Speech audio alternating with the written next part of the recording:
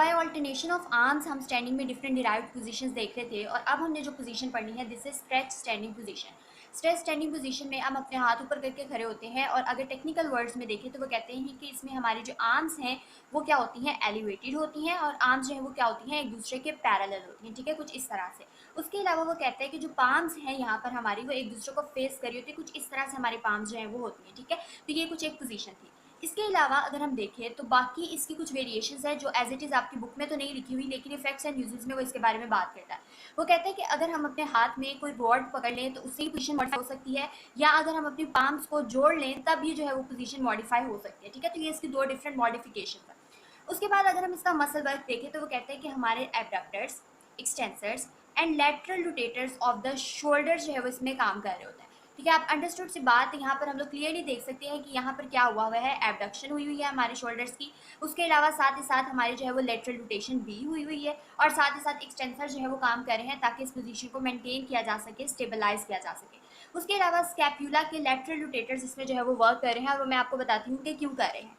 ये मैंने एक रफ से पिक्चर बनाई है, ये हमारे स्कैप्यूला है और ये उसके साथ ह्यूमरस अटैच है। जब आप अपनी आर्म्स को ऊपर करते हैं यानी आप अपनी ह्यूमरस को जो है वो अपवर्ड एलिवेट करते हैं, तब हमारी जो स्कैप्यूला है ना वो ऑटोमेटिकली जो है वो बाहर की तरफ आना शुरू हो जाती है, यानी स्कैप्यूला की क्या हो जाती है, लेटरल रोटेशन हो जाती है। जैसे कि इसलिए इसने लिखा हुआ है lateral rotators of the scapula work in this position. उसके बाद जैसे कि आप यहाँ पर क्लियरली देख सकते हैं कि एक्सटेंशन हुई है आपकी एल्बो की, तो एक्सटेंसर ऑफ योर एल्बो भी जो है वो इसमें काम कर रहे हैं। साथ ही साथ रिस्ट और फिंगर्स के एक्सटेंसर भी इस पोजीशन में यूज होते हैं। ठीक है, तो ये कुछ मसल्स हैं जो कि इस पोजीशन में यूज होते हैं। उसके अलावा इफेक्ट्स एंड यूजेस देखिए इस पोजीशन के, तो वो कहते हैं कि इसमें मसल वर्क जो है वो आपको बहुत ज़्यादा करना पड़ता है।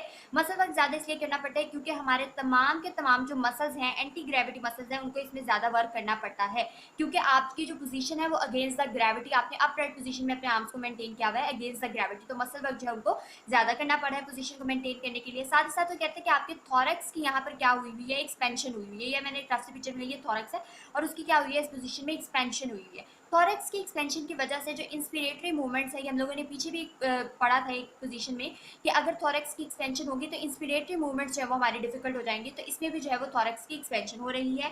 साथ ही साथ वो कहते हैं आर्टीरियल सर्कुलेशन इंपीड हो जाती है। तो ये तो अंडरस्टूड सी बात है कि हमारे जो आर्म्स हैं वो ऊपर की पोजीशन में, एक अपराइट पोजीशन में है, तो आर्टीरियल सर्कुलेशन अफेक्ट होना ही होना है। साथ ही साथ वो कहते हैं कि ये पोजीशन अनसूटेबल है रेस्पिरेटरी पेशेंट्स के लिए, और वो मैंने आपको बता दिया कि क्यों अनसूटेबल है, क्योंकि इसमें एक्सपेंशन ऑफ द थोरक्स हो रही है। साथ ही साथ वो कहते हैं स्ट्रेचिंग ऑफ योर स्पाइन में भी ये पोजीशन हेल्प करती है। अब उसमें किस तरह से हेल्प करती है, ये मैंने एक रफ सी एक अजीब सी पिक्चर ही बनाई है। देखिए अक्सर हम लोग क्या करते हैं, लेटरल स्ट्रेच, जब हम लोग लेटरल फ्लेक्शन करते हैं ना अपनी स्पाइन के साथ साथ और इस पोजीशन को मेंटेन करते हैं, अपनी आर्म्स को लेके जाके साइड की तरफ कुछ इस तरह से इस पोजीशन को मेंटेन करते हैं जैसे यहाँ पर हुई भी हुई है। ठीक है, हमारी आर्म्स कुछ इस तरह से होती है और देन हमारी जो बैक है वो कुछ इस तरह से लेटरली रोटेट हुई होती है। ठीक है, लेटरल फ्लेक्शन हुई होती है, नॉट लेटरल रोटेशन। ठीक है, जब लेटरल फ्लेक्शन हुई होती है ना तो उसमें जो है वो क्या हो जाती है, हम अपनी स्पाइन की स्ट्रेचिंग भी कर पाते हैं। ठीक है, उसके अलावा वो कहते हैं कि यहाँ पर हमारा सेंटर ऑफ ग्रेविटी रेज हो जाता है क्योंकि हमारी जो ऊपर से, जाहिर सी बात है, आर्म जो है वो हमारे हेड के ऊपर है, तो सेंटर ऑफ ग्रेविटी ने रेज होना ही होना है और हमारा जो लेवरेज है वो भी इसमें इंक्रीज हो जाता है, यानी मसल्स को ज्यादा वर्क करना पड़ता है।